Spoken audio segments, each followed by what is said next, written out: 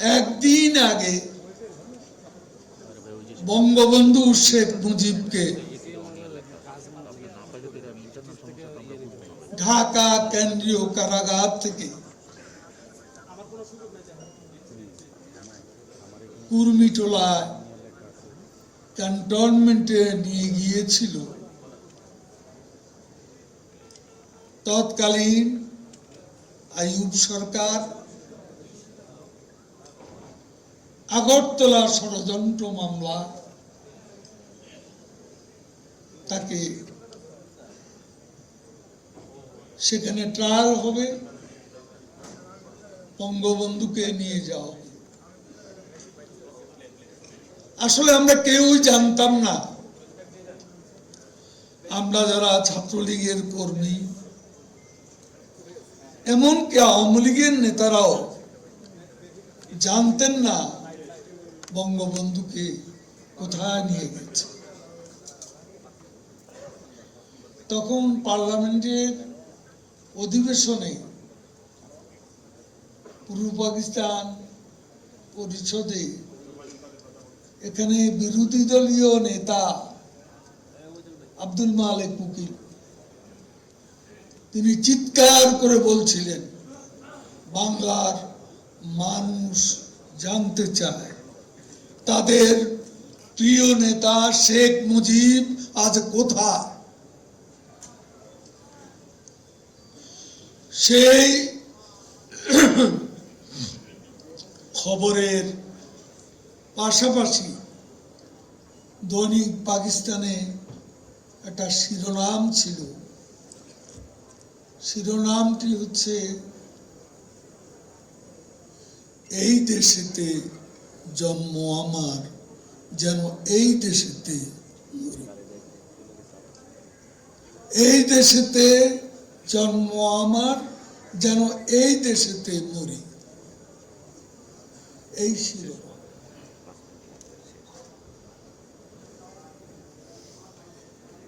ভেতরে পড়তে গিয়ে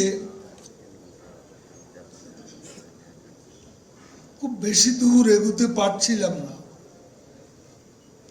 স্টোরিও নাতে দীর্ঘ। ঘটনাটা হলো বঙ্গবন্ধুকে যখন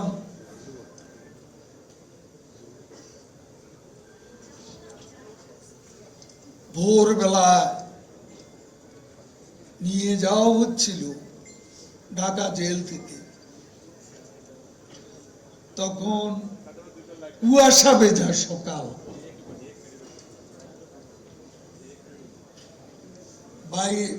জেলের ফটক থেকে পা দিয়েই বঙ্গবন্ধু মাটি থেকে এক খণ্ড মাটি হাতে তুলে নিলেন। সে মাটিটা কপালে ছুঁয়ে বললেন, হে আমার বাংলা মা, কোথায় যাচ্ছি জানি না, বাঁচব কি মরবো জানি না, আজ কোথায় আমাকে নিয়ে যাচ্ছে তাও জানি না। শুধু বলি, আমি যেখানেই আছি যেখানেই থাকি এই দেশেতে জন্ম আমার যেন এই দেশেতে মরি।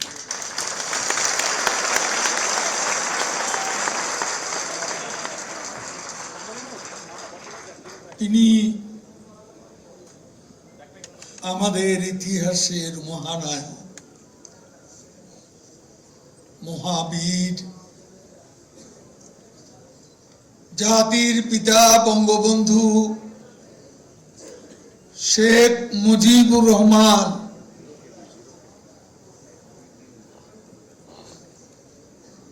যিনি আমাদের পূর্বপুরুষদের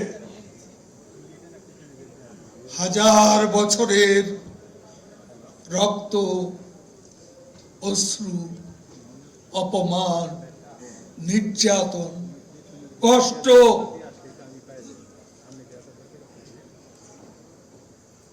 সব অপমান পরাজয়ের প্রতিশোধ নিয়ে 1971 সালে বিশ্ব মানচিত্রে যুক্ত করেছিলেন বাংলা নামে এই দেশ।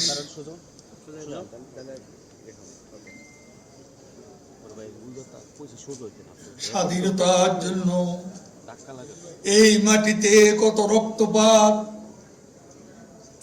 কত বীরের রক্তধারা, কত মাতার অশ্রুপাত।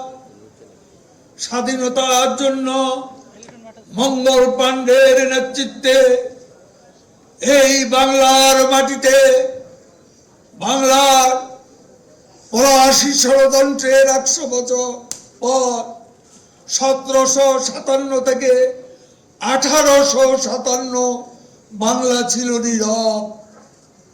কোথাও কোনো প্রতিরোধ নেই, কোথাও পলাশীর প্রতিরোধের কোনো স্বাক্ষর নেই। ১০০ বছর পর বাংলা সিপাহীরা বিদ্রোহ করলো। মুর্শিদাবাদ থেকে বহরমপুর মঙ্গল পাণ্ডের নেতৃত্বে রক্ত দিয়ে জীবন দিয়ে সিপাহীরা দেশ মাতৃকার ঋণ শোধ করলো। স্বাধীনতা এলো না। স্বাধীনতার জন্য ফকির বজলু শাহ, ফকির মুসা শাহ, বগুড়ার মহাস্থানগড় থেকে ফকির বিদ্রোহ শুরু করেছিলেন। স্বাধীনতার জন্য রংপুর অঞ্চলে ভবানী পাঠক, দেবী চৌধুরানী সন্ন্যাস বিদ্রোহ রচনা করেছিলেন। কত রক্ত, কত জীবন, কত ত্যাগ, কত নির্যাতন, ব্রিটিশ বিরোধী বিদ্রোহ, আন্দোলন, বিপ্লব। বাঁশের কেল্লা তৈরি করে তিতুমির বিদ্রোহ করেছে। স্বাধীনতা আসেনি। স্বাধীনতার জন্য নীল বিদ্রোহ করেছে বিশ্বনাথ, রক্ত দিয়েছে উত্তর জনপদে। সাঁওতাল বিদ্রোহ দিনাজপুর অঞ্চলে সিধুলাল কানুলালের রক্তে ভিজে গিয়েছিল বাংলার মাটি। ক্ষুদিরাম ফাঁসির মঞ্চে স্বাধীনতা জয়গান গেয়ে গেছে। স্বাধীনতা আসেনি। বাংলার আরেক কৃষক সন্তান উত্তর জনপদে সংগ্রাম করেছেন, রক্ত দিয়েছেন, সেই নুরুল দ্বীপ। স্বাধীনতা আসেনি। স্বাধীনতার জন্য বীর চট্টলার মাটিতে মাওলানা মনিরুজ্জামান ইসলামাবাদী বিদ্রোহ করেছিলেন ব্রিটিশের বিরুদ্ধে। মাস্টার দাস সূর্য সেন ফাঁসির মঞ্চে জয়গান গেয়ে গেছেন। স্বাধীনতা। বাংলার অগ্নিকন্যা প্রীতিলতা ওয়াদ্দেদার আত্মবলিদান করেছেন। স্বাধীনতা আসেনি। বিদ্রোহী কবি নজরুল বলেছিলেন, তোরা সব জয়ধ্বনি কর। দুই বাংলার আরেক বীর কান্ডারি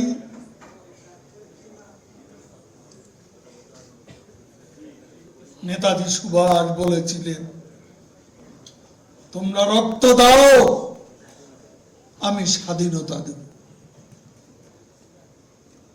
স্বাধীনতা আসেনি।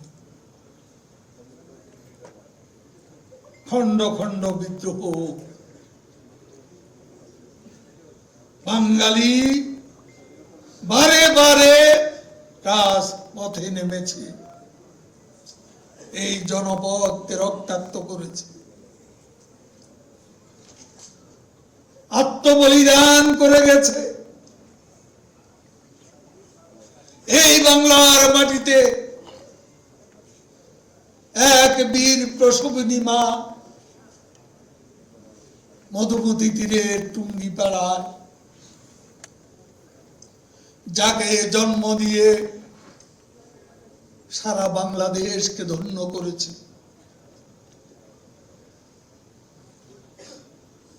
আমাদের মহাবীর, মহানায়ক, ইতিহাসের অগ্নিপুরুষ, যার নামে ইতিহাসের দরজা খুলে যায়, জাতির পিতা বঙ্গবন্ধু শেখ মুজিবুর রহমান।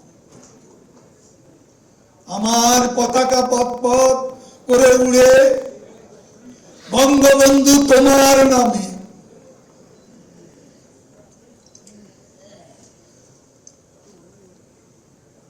আমি আন্দোলিত হই, উজ্জীবিত হই। আমার জাতীয় সঙ্গীত, আমার সোনার বাংলা, আমি তোমায় ভালোবাসি। এই সঙ্গীতও আমি পেয়েছি বঙ্গবন্ধু তোমার কারণে।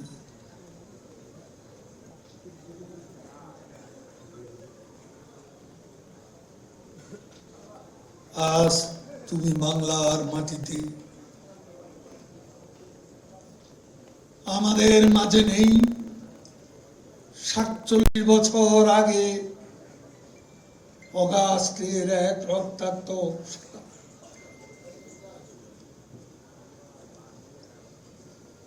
that was a dawn darker than night. রাতের চেয়ে অন্ধকারাচ্ছন্ন সেদিনের সকাল, সেদিনের ভোরবেলা।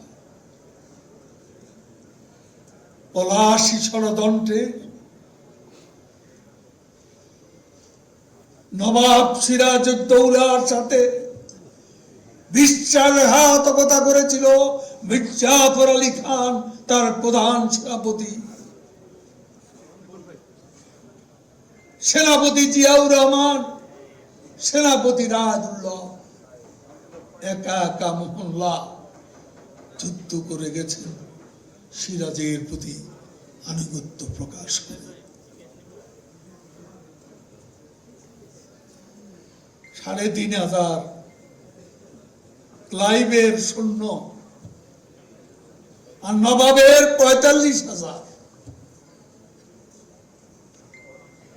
সেনাপতি, প্রধান সেনাপতি বিশ্বাসঘাতকতা করল। সৈন্যরা দুপুরের পর অস্ত্র হাতে দাঁড়িয়ে রইল।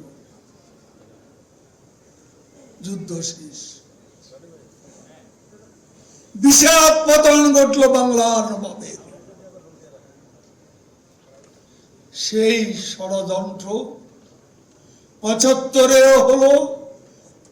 সেই ষড়যন্ত্রে মির্জাফরের বেশে খন্দকার মোস্তাক, সেই ষড়যন্ত্র সেনাপতি ইয়ার লতিফের জায়গায় সেনাপতি জিয়াউর রহমান।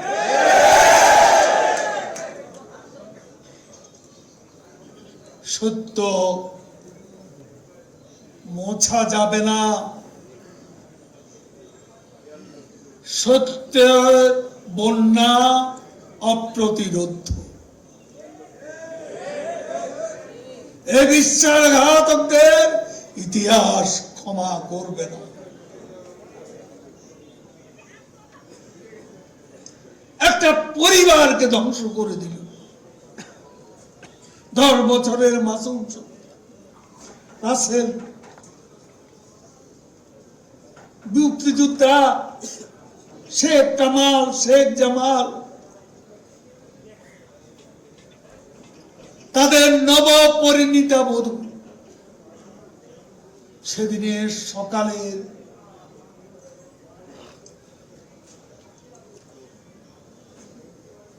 সূর্যের যে রং, সে রঙের সঙ্গে মিশে গেল ওদের হাতের মেহেদি। সুলতানা রোজি, শেখ ফজলত মনির অন্তঃসত্ত্বা স্ত্রী আরজুমণি,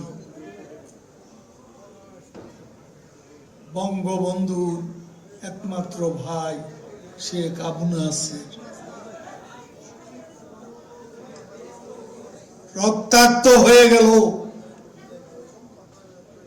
ধানমন্ডির লেকে চর, লালে লাল হয়ে গেল সেই লাশ। 24 ঘন্টা পড়ে রইল 32 নম্বরের মেঝেতে। তারপর সেই লাশ মাটি চাপা দিতে নিয়ে গেল টুঙ্গিপাড়ায়। তখন টুঙ্গিপাড়া মানে 10 থেকে 12 ঘন্টা। আজকে রাস্তাঘাট ছিল না। হেলিকপ্টারে করে নিয়ে প্রথমে মাটি চাপা দিতে চেয়েছে, কিন্তু কিছু মানুষের উপস্থিতি যখন তারা বাদ ছাড়ল, তখন সেনা কর্মকর্তারা 10 মিনিট সময় দিল। পাশের হাসপাতাল থেকে রিলিফের কাপড় 570 সাবান পরাতে জুটল বঙ্গবন্ধু। দেশ স্বাধীনতা দিয়ে 570 সাবান আর রিলিফের কাপড় কফিন হলো তোমার, তুমি চলে গেলে। আজকে সেই স্মৃতি। আমি স্বাভাবিকভাবে এই আগস্ট মাসে যে বক্তৃতা করেছি, আজকে আমি তার থেকে ভিন্ন কিছু করি। যেমন আমার বাবা তার সহপাঠী ছিলেন, এটা বোধহয় আমি আর কোথাও বলিনি। এবং তখন যে তাকে ঘিরে যে স্মৃতি, ছাত্রলীগ আসলে করেছি ওটাই। আর ছাত্রলীগ করার যে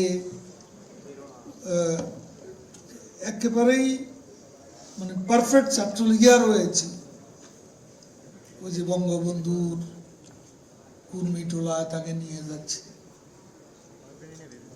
মাটি কপালে ঠুকিয়ে, এই দেশেতে জন্ম আমার, যেন এই দেশে। আজকে ইতিহাস অনেক সত্যের জবাব দেবে। লরেন্স লিপসুলস, মার্কিন সাংবাদিক, ব্রিটিশ লেখক অ্যান্থনি মাসকারেনহাস, এদের বিবরণে পাওয়া যায় তখন কারা কি করেছিল, কোথায় কোথায় বৈঠক হয়েছিল।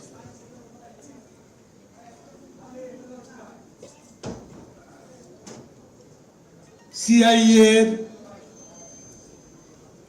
ঢাকা স্টেশনের চিফ ফিলিপ চেরি, মার্কিন রাষ্ট্রদূত ইউজিন বুস্টার, কি ভূমিকা ছিল এদের, এসব নিয়ে অনেক কথা আছে। ফারুক রশিদের যে ইন্টারভিউ লরেন্স লিপসুলসের সঙ্গে, সেটাও অনেকে পড়ে থাকবে। না পড়লে পড়া উচিত।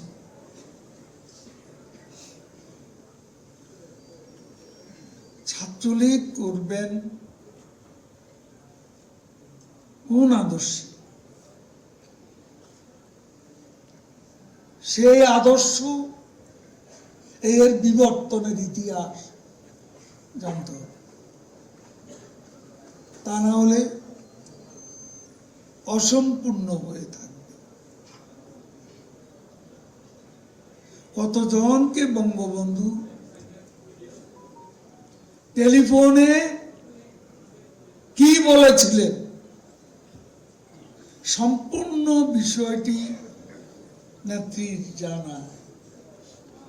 তিনি কিছু বললেন, কিছু আবার বলেননি। অনেক নির্মম সত্য সবসময় বলা হয়, সে সত্য বেরিয়ে আসবে। শুধু দেখলাম নিরাপত্তা অফিসার কর্নেল জামিল ছুটে এসছেন বঙ্গবন্ধুকে রক্ষা করতে, আর কেউ আসেনি। সোবানবাগ মসজিদের পাশে তাকে ঘাতকরা হত্যা করে।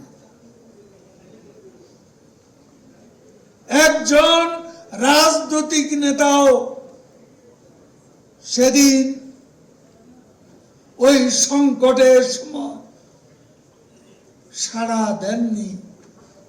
৩২ নম্বরে রক্তপাতের জবাব দিতে। এটা আমাদের এখানে আমাদের রাজনৈতিক নেতৃত্বের যে ব্যর্থতা, যে দায়, সেটা অস্বীকার করার উপায় নেই। কারা বঙ্গবন্ধু হত্যাকারীদের আইনের মাধ্যমে অব্যাহতি দিল, ইনডেমনিটি। মির্জা ফখরুল যতই কথা বলেন, এই প্রশ্নের জবাব আজও দেননি। বারে বারে প্রশ্ন করেছে, কেন খুনিদের পুরস্কৃত করা হলো, নিরাপদে বিদেশে পাঠালো, তাদের চাকরি দিল আমাদের দূতাবাস। আজকে এই প্রশ্নের জবাব তারা দেবে না, কারণ তারা সত্যের মুখোমুখি হতে ভয় পায়।